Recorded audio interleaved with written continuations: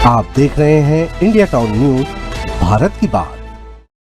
नमस्कार, आप देख रहे हैं इंडिया टाउन न्यूज। मैं हूं आपके साथ संजना कुशवाहा। स्वागत है आपका हमारे खास बुलेटिन मध्य प्रदेश की खबरों में, जहां हम आपको मध्य प्रदेश की महत्वपूर्ण खबरों से रूबरू कराएंगे। तो चलिए बुलेटिन की शुरुआत करने से पहले एक नजर डालते हैं आज के हेडलाइंस पर।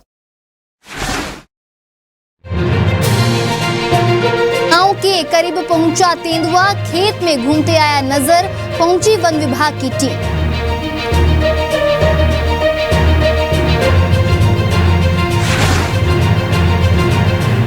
कराहल में एसडीएम का फरमान बेअसर, सब्जी मंडी का वजूद खत्म, बस स्टैंड में बैठे रहे सब्जी वाले।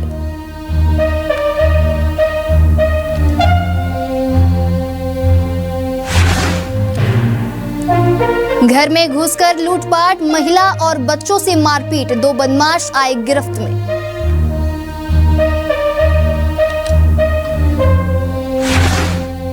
विदिशा में मेडिकल कॉलेज में ब्लड बैंक, शिवराज ने किया लोकार्पण, कंपोनेंट की भी है सुविधा।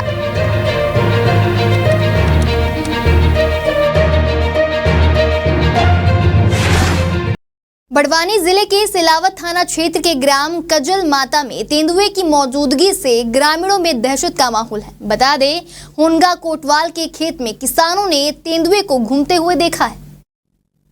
किसानों ने तेंदुए का वीडियो बना लिया, जो अब सोशल मीडिया पर खूब वायरल हो रहा है। बता दें, ग्राम कजल माता निवासी पप्पू पटेल ने तेंदुआ दिखने की पुष्टि की है। किसानों ने तुरंत वन विभाग को सूचना दी। ग्रामीणों ने खेतों में तेंदुए की तलाश भी की है। वहीं वन विभाग बड़वानी के रेंजर गुलाब सिंह बर्डे ने बताया कि विभागीय टीम मौके पर है। उन्होंने ग्रामीणों को सतर्क रहने के निर्देश दिए हैं।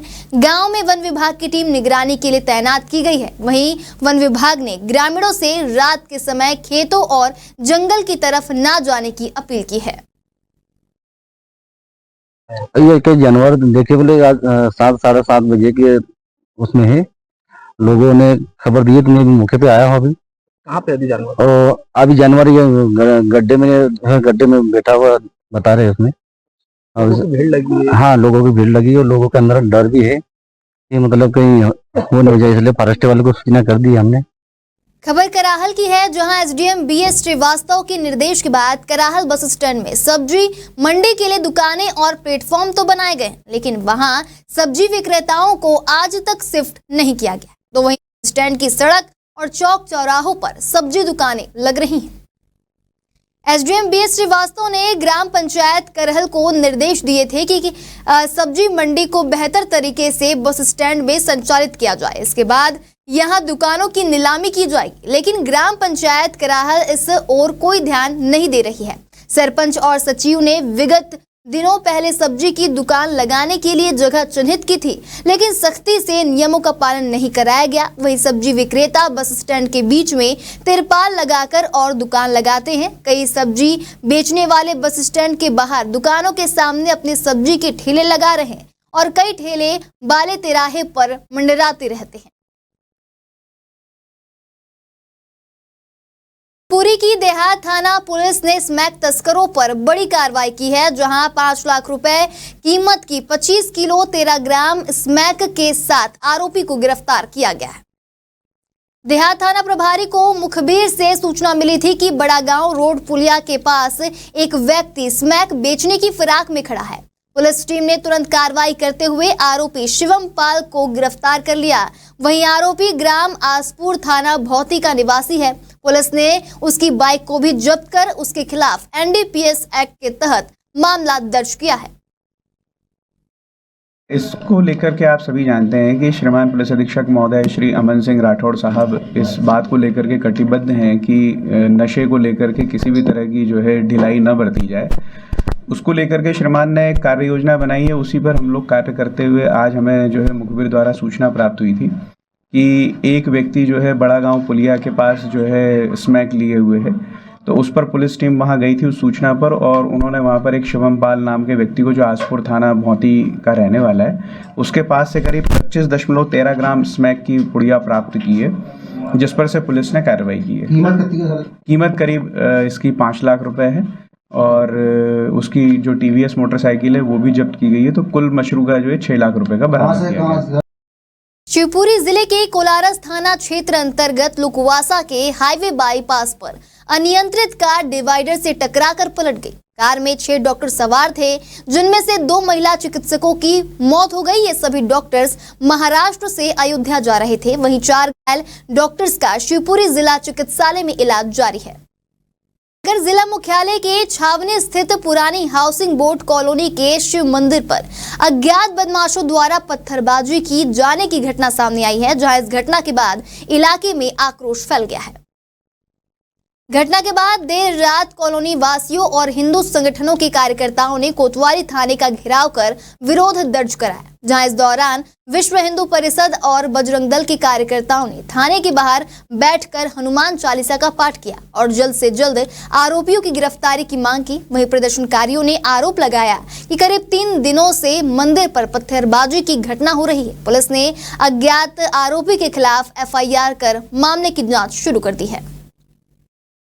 आज लगभग 2 घंटे पूर्व एक अपने पुरानी हाउसिंग बोर्ड कॉलोनी में से फ़ोन आया कि कोई पथराव की घटना हुई है।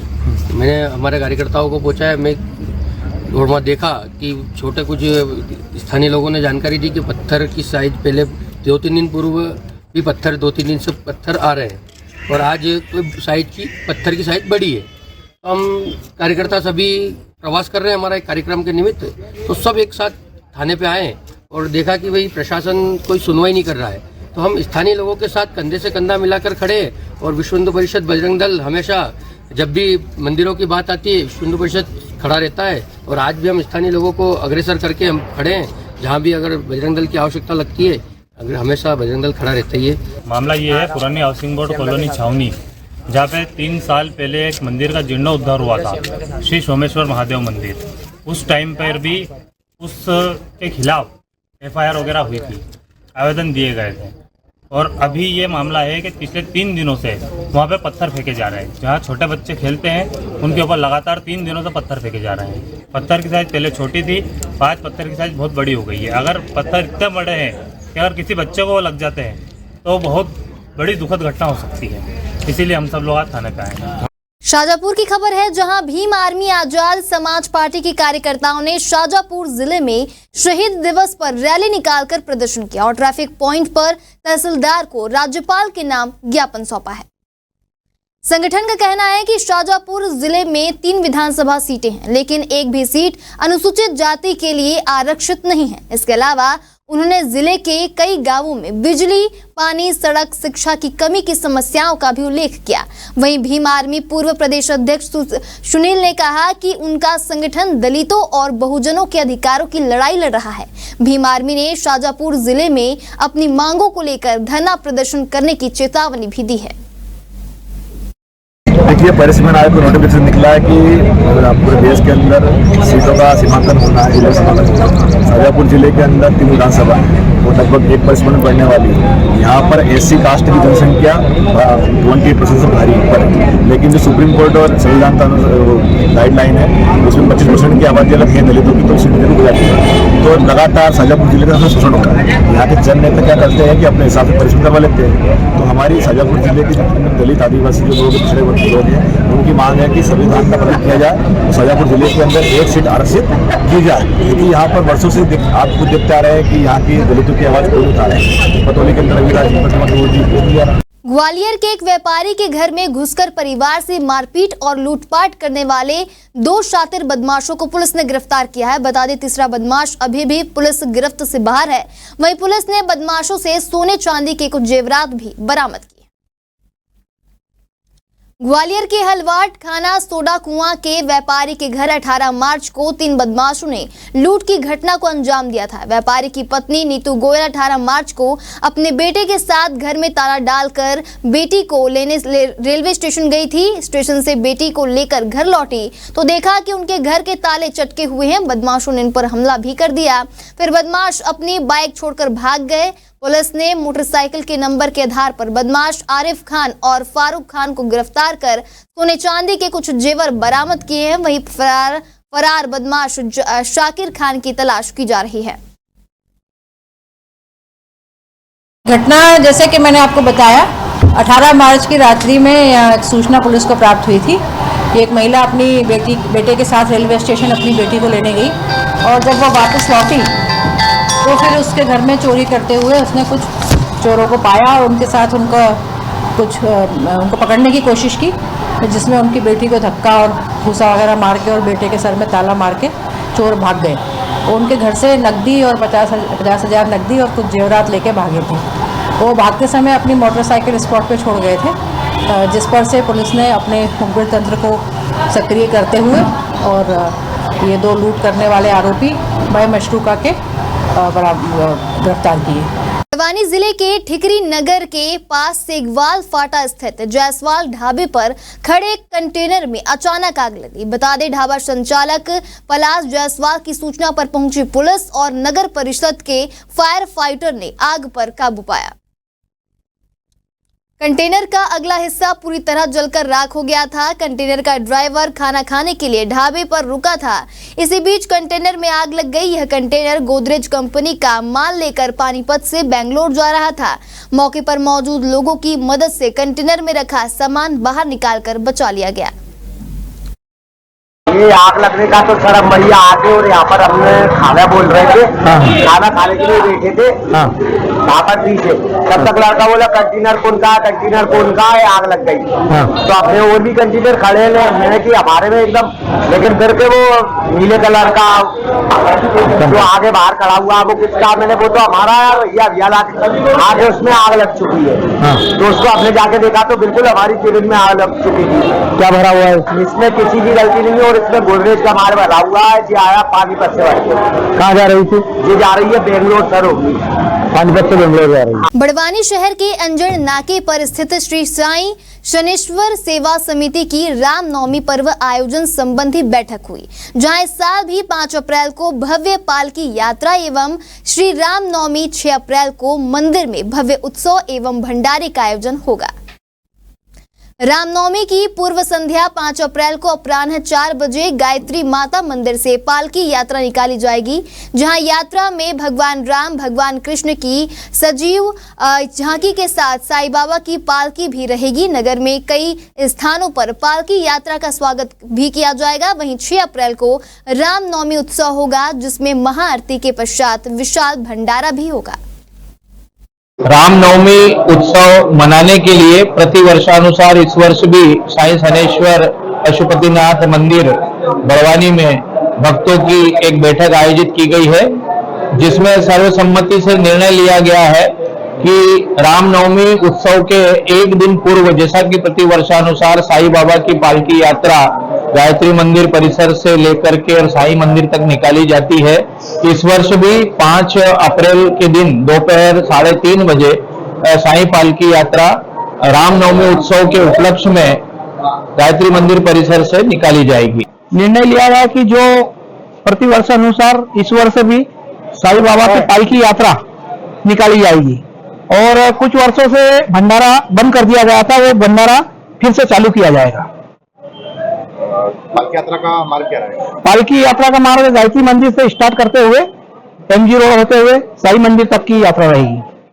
भंडारे में कितने लोग आने की संभावना? भंडारे में कम से कम 20,000 लोगों के भोजन की व्यवस्था की जाएगी। उज्जैन की खबर है, जहां ब्राह्मणों के आराध्य देव परशुराम के खिलाफ अभद्र टिप्पणी करने के मामले में आज उज्जैन के सर्व ब्राह्मण समाज रामघाट इकाई द्वारा कांग्रेस नेत्री रेखा जैन का पुतला दहन किया गया है।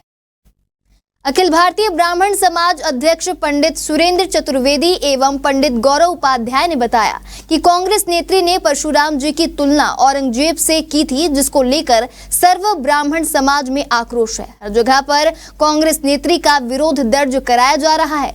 वहीं उज्जैन में भी रामघाट पर पुतला दहन करने के बाद ब्राह्मण जनों ने कांग्रेस के वरिष्ठ नेताओं से कांग्रेस नेत्री रेखा जैन को निष्कासित करने और पुलिस प्रशासन से अभद्र टिप्पणी करने और ब्राह्मण समाज की भावनाओं को आहत करने के मामले में FIR दर्ज करने की मांग की है।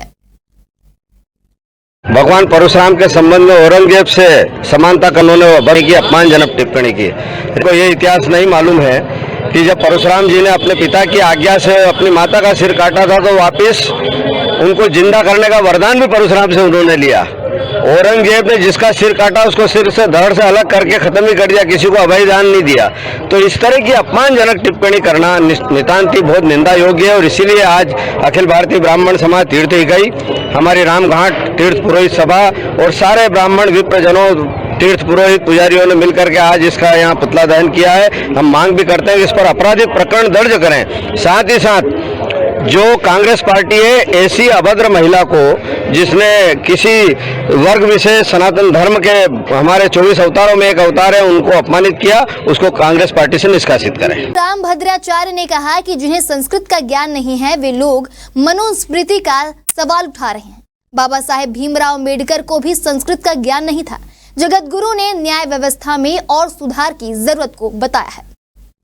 चित्रकूट के दिव्यांग राज्य विश्वविद्यालय में संवैधानिक एवं संसदीय अध्ययन संस्थान उत्तर प्रदेश क्षेत्रीय शाखा विधान सभा द्वारा आयोजित एक संगोष्ठी में जगत गुरु राम भद्राचार्य ने यह बात कही, जहां गोष्ठी में विधान परिषद के सभापति कुंवर मानवेंद्र सिंह और विधानसभा के दर्जनों सदस्य मौजूद रहे।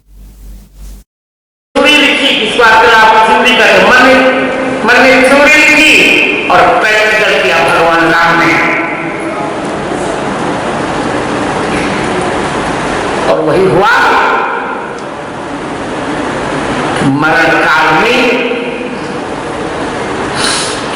जटायु के पास भगवान राम से आए, गोद में ले लिया, निर्वाण की संज्ञा दी, न्याय के घाती, न्याय के विरुद्धाचरण करने पर भीष्म को बाण की सजा मिली और न्याय की रक्षा करने पर प्राण के उत्सर्ग के पश्चात भी जटायु को निर्वाण की शक्ति मिली। विदिशा की अटल बिहारी वाजपेयी शासकीय मेडिकल कॉलेज में करीब 3.25 करोड़ रुपए की लागत से तैयार अत्याधुनिक ब्लड बैंक का क्षेत्र के सांसद और केंद्रीय कृषि मंत्री शिवराज सिंह चौहान ने शुभारंभ किया। वहीं कार्यक्रम में विधायक मुकेश टंडन भी मौजूद रहे। वर्ष 2018 में स्वर्गीय अटल बिहारी वाजपेयी मेडिकल कॉलेज की शुरुआत हुई थी। इसके 2 साल बाद मेडिकल कॉलेज में 750 बिस्तरों का अस्पताल शुरू हुआ, लेकिन इस अस्पताल में ब्लड बैंक नहीं था। करीब 3 साल पहले ब्लड बैंक बनाने की मंजूरी दी गई। जिले का यह पहला ब्लड बैंक है जहां ब्लड कंपोनेंट की भी सुविधा है। हालांकि मेडिकल कॉलेज प्रबंधन ने बतौर ट्रायल इस ब्लड बैंक को 2 माह पहले ही शुरू कर दिया था। पंचमी की शुभकामनाएं। आज विदिशा मेडिकल कॉलेज, जिससे 750 बिस्तर का अस्पताल भी जुड़ा हुआ है, को एक नई सौगात मिली है। यहाँ कंप्लीट ब्लड बैंक का आज उद्घाटन हुआ है। जब हम रक्तदान करने वाले किसी भाई बहन से खून लेते हैं तो पूरे खून को कहते हैं होल ब्लड, लेकिन जब किसी दूसरे को वो खून देना होता है तो कई बार पूरे खून की जरूरत नहीं होती। खून में जिस कंपोनेंट की कमी होती है उसके मरीज को जिस कंपोनेंट की जरूरत होती है उसकी जरूरत होती है, तो कई बार पूरा खून देने से नुकसान भी हो सकता है। मानो डेंगू के मरीज हैं, प्लेटलेट्स कम हो गया तो उनको प्लेटलेट्स की जरूरत है, प्लाज्मा की जरूरत है। ऐसे अलग अलग कंपोनेंट होते हैं, वो यहाँ अलग अलग नहीं हो पाते थे तो यहाँ के पेशेंट को फिर भोपाल भेजना पड़ता था। उज्जैन की खबर है जहां ब्राह्मणों के आराध्य देव परशुराम के खिलाफ अभद्र टिप्पणी करने के मामले में आज उज्जैन के सर्व ब्राह्मण समाज रामघाट इकाई द्वारा कांग्रेस नेत्री रेखा जैन का पुतला दहन किया गया है। अखिल भारतीय ब्राह्मण समाज अध्यक्ष पंडित सुरेंद्र चतुर्वेदी एवं पंडित गौरव उपाध्याय ने बताया कि कांग्रेस नेत्री ने परशुराम जी की तुलना औरंगजेब से की थी, जिसको लेकर सर्व ब्राह्मण समाज में आक्रोश है। हर जगह पर कांग्रेस नेत्री का विरोध दर्ज कराया जा रहा है। वहीं उज्जैन में भी रामघाट पर पुतला दहन करने के बाद ब्राह्मण जनों ने कांग्रेस के वरिष्ठ नेताओं से कांग्रेस नेत्री रेखा जैन को निष्कासित करने और पुलिस प्रशासन से अभद्र टिप्पणी करने और ब्राह्मण समाज की भावनाओं को आहत करने के मामले में FIR दर्ज करने की मांग की है।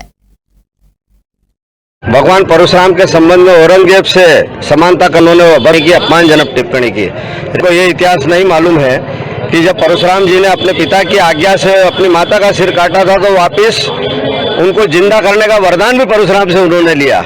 औरंगजेब ने जिसका सिर काटा उसको सिर से धड़ से अलग करके खत्म ही कर दिया, किसी को अभय दान नहीं दिया।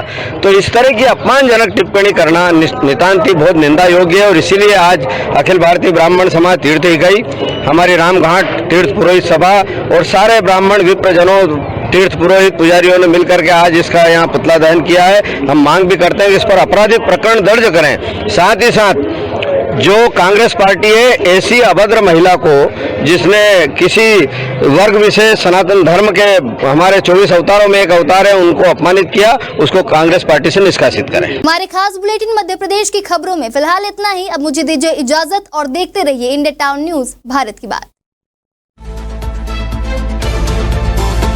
आप देख रहे हैं इंडिया टाउन न्यूज, भारत की बात।